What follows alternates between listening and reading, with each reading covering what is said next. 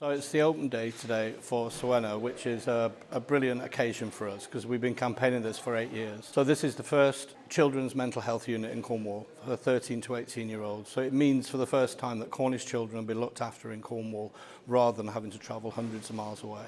So unfortunately my son took his life in a mental health unit in Cornwall where the care was inappropriate, and since that time we've been campaigning for improved awareness and improved care in Cornwall, involving me going to speak to ministers in Whitehall, speak to innumerable people in NHS England, and working with Cornwall Partnership Foundation Trust to sort of jointly campaign for a facility in Cornwall, and we're absolutely delighted here to be here. But it is quite bittersweet for us because unfortunately my son wouldn't have even got into this unit because he was just 18.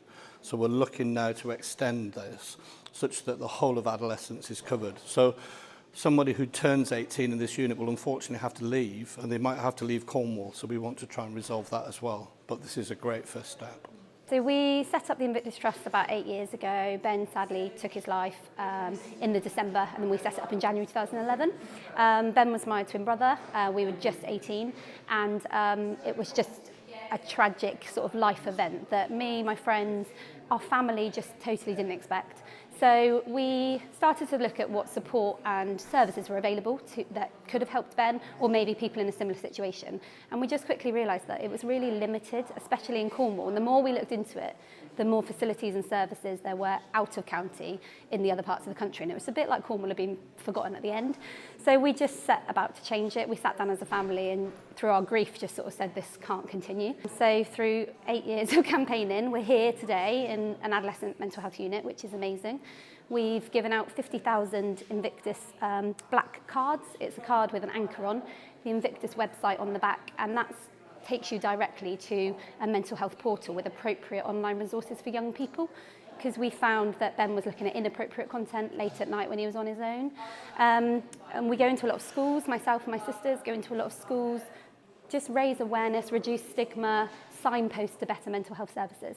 We've done a lot of awareness raising and a lot of fundraising as well. So we've raised in total, well over £250,000, of which we've donated £87,000 to the unit here. So we've equipped the cafe, the Invictus Cafe, and we've bought a minibus, and we're also involved in the virtual reality project. So lots of exciting things, and we're delighted for all the support we've had, and we've been able to funnel it back into here. We're heavily invested in the virtual reality project here, which is hugely innovative and exciting because that's about providing virtual reality as a holistic mental health therapy, which is a new thing. So that's great to be happening in Cornwall in the new unit.